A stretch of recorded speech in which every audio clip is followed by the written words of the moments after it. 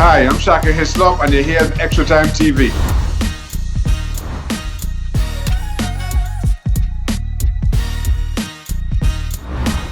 Ladies and gentlemen, welcome to another edition of Extra Time TV. This is Andres Soklan, and I'm joined once again by our man from Scotland, James Baird. How are you today? I'm very good. Looking forward to a big weekend of football. Yes, there's so much football. James and I have to balance ourselves, try to get these previews in and look at the games. It's a challenge, folks. So, we're going to talk about Trinidad Tobago's opening game against Mexico in the Gold Cup. We actually made it, folks. With all the chaos and mayhem, we got there. There's a lot of things to talk about leading up to the game. But James, let's get straight into it. Angus Eve has to face Tata Martino, the Argentine coach that's coaching Mexico. Very strong team. They're just coming off from a loss in the CONCACAF Nations League final. So this is the strongest of the strong that we have to face. So let me hear your thoughts on this. Well, this is going to be an interesting group. I think without being disrespectful to us, we definitely the minnows in the group. Mexico, El Salvador, and obviously Guatemala have just come in now instead of Curacao. So I don't want to say these teams will be looking forward to the game against us, but it'll be, I'm sure we'll give them a good game, but it's going to be tough for Trinidad. But I think we have some talent there, but it's going to be a very interesting tournament to see how the players apply themselves, to see how the coaching staff change things, because obviously we've lost players. I think we had to call in 2 reinforcements in Noah Power and I think it was Mikael Williams for Highland and Garcia. So 2 changes to the squad we didn't really, want, but these things happen in tournament football. So it'll be interesting to see how the squad copes. Who'll be the leader now? Will Molino step up? He's vice captain, and how will Angus Eve, handle it? So I'm really looking forward to it. Yes, and also, in addition to the tactics, the group has been changed. James, you can confirm this for me. So it's been reported that there was some COVID-19 situation with Curacao, and they've been replaced by Guatemala. With all the things that have been happening in football this year, Copa America is almost being cancelled. This doesn't even come as a surprise, which it sounds crazy, but what do you think about that? I think it's an interesting one because, again, as I say, I have some colleagues who play for Curacao and they have been training. I know they have had issues because, if I'm not mistaken, their coach couldn't make it, and then I think, is it Kluivert took over, and there was an instance there with COVID, and then the squad had been training, but obviously for whatever reason, in terms of the amount of positive cases and but we know that we don't always get the real story sometimes. I'll be interested to see if this is it again, just like what happened to Cuba, but it does make it a lot harder for Trinidad. It does. I don't want to be a conspiracy theorist, but it kind of puts us in, I don't want to say the group of death, but it's pretty close. Yeah, this is a tough group, no matter how you spin it. With Kluivert and, Hiddink involved, it was scary. And, with Cuba, that situation with Cuba, it's so much conspiracy theory type stuff that it's hard to ignore. We can't not talk about it. But, let's get into the actual game, so we'll speak about Mexico real quick and then, of course, to Trinidad, of course. Martino and his men, a very strong team. That's like stating the obvious. Martino has something to prove because that recent game against the US, it's a huge rivalry there. Nothing less than winning the Gold Cup is a standard set by these teams.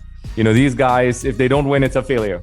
Unlike certain teams, getting to the finals an accomplishment. You know who I'm talking about? England.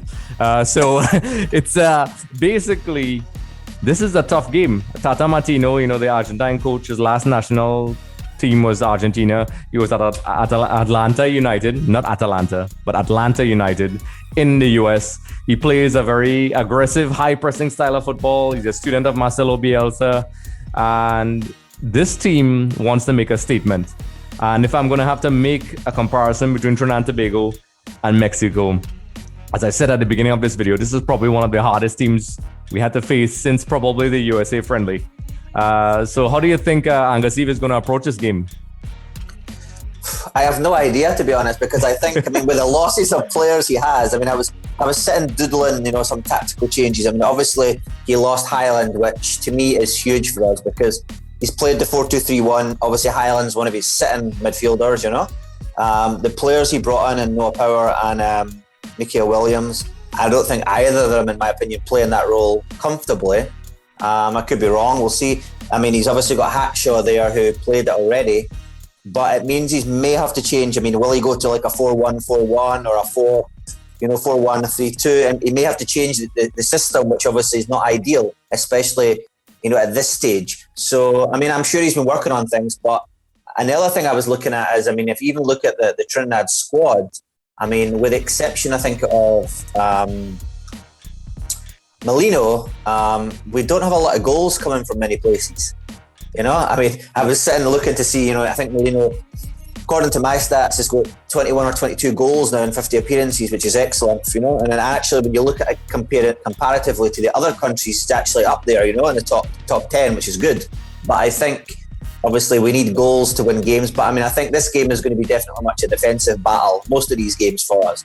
And I think, obviously, the injury that came to Obi David is not ideal either. I think, obviously, he came through the last game well.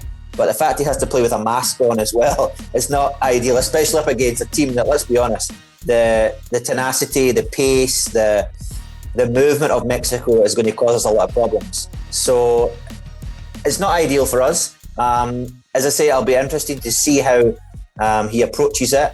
And as I say, there's a lot of, and I don't want to say newbies, but a lot of new blood in the squad too. So it's going to be very interesting. And when you look to the comparative side to Mexico, I mean, if you look at some of these guys, they've got majority of them 40, 50, 113 caps, 80 caps.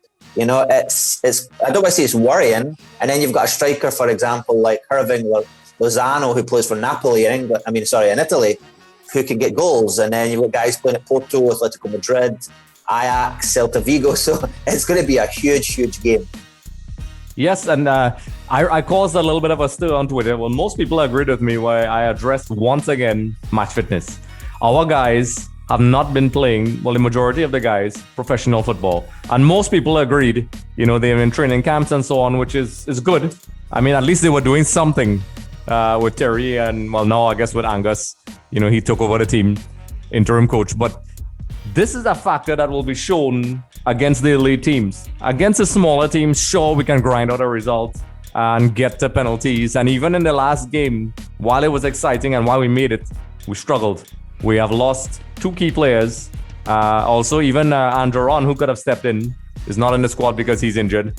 So this is a team that has elite players that have been playing. And, it's going to be a very daunting task because you could be tactically amazing. We've seen teams try to do the sit back and park the bus thing, and it doesn't really work anymore. And Martino likes the 4-3-3 and the 3-4-3 formation. Typical Argentine coach under Bielsa likes the high pressing, the high attack. And I don't think that even if we set up defensively, because we know Angus likes the 4-2-3-1, can sustain that kind of pressure. I mean, you just have to go and look at Atlanta videos and Argentina videos and see the kind of relentless pressure they're going to put on us, and their ability to pass, their ability to press will be very difficult. And without somebody like Highland to keep the team calm. And also, I noticed an area, and you pointed it out as well, James. We do have some problems dealing with aerial balls defensively and positionally. The goal that we conceded against French Guiana was, I think it was avoidable. And I think I go back to the fitness and conditioning. The argument that people were giving me was that if you train enough, it shouldn't matter, which I strongly disagree with. And James, you can tell me what you think about that. There's a difference between normal fitness and match fitness. And you have to have, a certain amount of match fitness, especially heading into an international tournament and expecting to compete. So what do you think about that? Well, there's various types of fitness. You hit the nail on the head. I mean, match fitness, training fitness is something different. I mean, you could be the fittest person in the world, because I've seen guys that can, that can do the bleep test right out, for example. But when it comes to game time, because remember, the game is broken up into different parts. For example, you may have to run, so much kilometers, short speed, long speed. You have to bring in endurance. You have to bring in recovery time. And when you're not playing in a match, you don't get that. You can practice it all you want in the field, but no matter how many times you do it in the field, training-wise, you can never get the intensity. And this is something Mexico are going to bring intensity. They're going to bring a huge intensity. They'll have watched our games. They will be wanting to float balls into into our box to see how we deal with it early on. They will make us run around. And one thing, my concern is, I think defensive discipline, I don't think it's something that since I've been in Trinidad, I don't think we've had. Players get pulled out of position, they don't come back, they get caught, on the ball, mental awareness. So these are things that when you play against a team like Mexico, you have to be locked on from the first minute to the 98th minute, let's say, So it's something that does worry me. And I think as well, mental fitness comes into it too. Let's be honest, the very little of this Trinidad squad, with the exception, obviously, probably Molino, maybe Aubrey David, yes, have that mental level of playing against professionals at that level. And as I say, when you're playing against guys who play for Porto, Atletico Madrid, Ajax, Celta Vigo, and even if you look at the Mexican League's no poor league. It's a very good league, very intense league. So it's going to be a difficult day at the office for Trinidad. I mean, I would like to see us, to say that we're not going to sit back and park the bus, but to all intents and purposes, we may have to do something like that. Yep, and I think even if we try not to, we'll be forced to, as you're saying. And I agree with everything you're saying, because match fitness is something that's vastly misunderstood by many people who are analyzing these games at Trinidad and Tobago. The expectations are sometimes insane and unrealistic. Now, don't get me wrong. I'm a Trinidad and Tobago person. I'm a Trinidad and Tobago fan. I would love the logical side and the romantic side with me would love us to do, a David versus Goliath. I think that's even how Angassi referred to the game. I would love us to get a smash and grab and win. Absolutely would love that. But, we're analyzing and, emotion comes out of it here. And the fact is, this is quite a task. The fact that we had such a hard time against French Guiana and the recovery time. These guys had no sort of recovery time. They're flying. People don't understand as well. They're like, oh, well, they had about 3 days. They're flying. The logistics of flying. Anybody who's taken a trip knows it's exhausting. You have to go to your hotels, get things in order. Those little things add up. And to add to that, Andre, they're flying and partying as well, while they're there. Yes. Well, I was going to bring that up. Because it came up that certain players were out, the same players that were brought up in previous administrations that were out partying the night before. And I think, and I have no apologies saying this, that's unacceptable. I get that you need to relax. I get that you need to wind down. I get some coaches have a relaxed environment, but it has to be done in a way that's not counterproductive. You can't go out and be part. This is not football like in the early 80s or 90s where players would go drinking. That doesn't work anymore. I'm not saying that the person is drinking, but you can't have guys going partying the night before a big game when fitness is an issue. And it's especially senior players. It's unacceptable. There's no excuse. James, you're a former player. If you had a big game and, a senior player did that, what would be your reaction? Well, generally, we always had a rule. It's 48 hours before a game. You're not going to be drinking or doing anything like that. Now, I'm thinking the timing of when it happened, it was obviously after the good result, but you had to know, for example, the magnitude of the game you're coming up against, today. So, yes, it may be more than 48 hours, but recovery time. And the other thing you have to think about, and this is the one thing that gets me, is we're in the middle of a pandemic, COVID-19. What happens if you go, as I say, we don't know all the details, and it could be, I don't want to say it could be speculation, because by the sounds of it did happen. But there's a chance, obviously, if you're going to a club or, whatever, you could contract COVID as well. Yes, you could say that the players are vaccinated, but the vaccine's not 100%. So at the end of the day, if you want to do your best, you could have a drink. If you're allowed to have a drink by the coach, have a drink in the hotel bar, let's say, There's ways of doing it. You don't have to necessarily go out with the let's say, the bubble. But as I say, we don't know enough about it. But in my past, players would be fined if it's a club team, or the coach. I've seen instances, teammates of mine or friends of mine, the coach literally comes to the club and pulls them out. So... And Alex Ferguson was a big believer in that. He did it to many of the big players. So yes. I don't know, but these things seem to... What I find bizarre is all these media scandals, let's say, seem to happen at the wrong times. Correct. And that's another question. We keep talking about this, and once again, conspiracy theory and the X-Files music comes up again. But this keeps happening at key times. before games. It's not a new thing, and it's not even something under the normalization committee. This has been happening before. There's always something happening before a key game. There's always some player where he's not supposed to be, always some nonsense, and it gets out to the press, and it reflects poorly, whether it's true or not, because you're dancing on the line of rumor when you speak to these things. That's why I'm not gonna quote what I read fully until we see the facts. But this is something that has been happening to Trinidad Tobago football before. I expect better from our senior players, to be honest. Whoever it is responsible. If it turns out it's not true, well, great. But this is a real problem. The COVID-19 situation that you pointed out, that's a very valid risk. Teams are coming out from tournaments because of this, and you have guys possibly risking the bubble. Like I said, possibly, allegedly. You have to cover ourselves, James. But with all these things, James, we highlighted both teams. Just a little history. L3, which is what Mexico is known as, has won the competition a record 11 times, followed by the US with 6, and has not lost to Trinidad Tobago since 2005. And I actually remember that game, which seems like a million years ago. What chance do we have in this game, James? The passion and the fact I love Trinidad Tobago, always gives me a chance. I mean, I think these kind of games are there for the taking, in the sense that because of the amount of problems we've had with the squad, it's a big opportunity for players to really show what they can do. But realistically, I want to say we have very little chance. I mean, it hurts me to say this, but I mean, when Mexico have guys like Edson Alvarez, who plays with Ajax, who to me is a fantastic defender, 23-year-old, as I say, we spoke about Lozano. You've got Hector Herrera, who's very experienced. You've got Hector Moreno, Eric Gutierrez at PSV. It's going to be a very tough game, and I don't know if we have the mental fortitude, the physical side of the game to be able to match Mexico.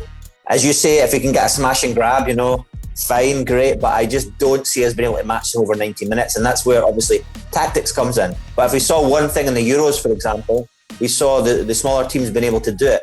So it all comes down to discipline. Now, sadly, we were just talking about indiscipline off the field, potentially, or it is alleged, but that's the kind of discipline we need on the field. Everybody's sticking to their job, their game plan. Everybody knows their role and function to a T. And it means that somebody's going to have to take the game by the horns, on the field and be a leader. As I say, we know Molino, I think, is the vice captain, so he should obviously captain the side. But you're going to need 11 leaders on that field. And if they all pull their weight, they could get a result. But that is a big ask. Yes, a lot of things have to go our way for us to get a positive result. As we highlighted before, as you did, I can't see any other way of us, kind of being ultra defensive and hoping for a smash and grab. Even if we were fit, it would have been a difficult game, because the way how Mexico plays, they dominate, and they dominate possession and they press. So even if we were fit and we tried to take it to them, we would not have been able to sustain that for 90 minutes anyway. So, coming down to individual quality, fitness, discipline, there's a lot of things that are not looking good for us, but hopefully, we've seen crazy things in football. We've seen crazy things. Maybe the spirit of Johanse Marshall will come up. The guy who scored an amazing header. Plugging in our own video, folks. Check that out. And maybe we may defy something. I'll always be a patriot. I'll always support Trinidad and Tobago. But I also have to do my job, which is analyze. And it looks tough for us, folks. I honestly don't see anything other than a Mexico win. That is the analyst. The Trinidad and Tobago fan hopes for a smash and grab 1-0. That's the reality. So, folks, let us know what you think in the comment section. We have other games in the group as well. Can we make it out of the group? How we're going to perform against Mexico? What do you think about the alleged disciplinary issues that's going on with Trinidad and Tobago football that has continued to haunt us? And, just generally, how do you think we're going to perform in this Gold Cup? Because a couple of weeks ago, this seemed like a million miles away. And we have to talk about the limitations that are affecting us, because I think sometimes people need to do more to explain to the fans out there what the problems that are going on, so they have realistic expectations and they could support the guys in a different way rather than expecting them to play Barcelona type football, which apparently is what people think, James. So, folks, it's been great. Don't forget to like, subscribe, comment in the comment section below, share. I'll try to do a watch along during the game. We've tried that for a long time, but James and I are busy men, so it's very tough. So we'll try our best. So stay tuned for match reaction. James and I will hopefully be giving us some positive news. There's the Copa America final, the Euro finals. We have lots of things to pay attention to. So James, once again, it's a pleasure to have you here. And folks, thank you for joining us. Just a reminder, everyone, for more episodes with Shaka Hislop, be sure to head over to our YouTube channel. Also, don't forget to subscribe for more updates, interviews, and content.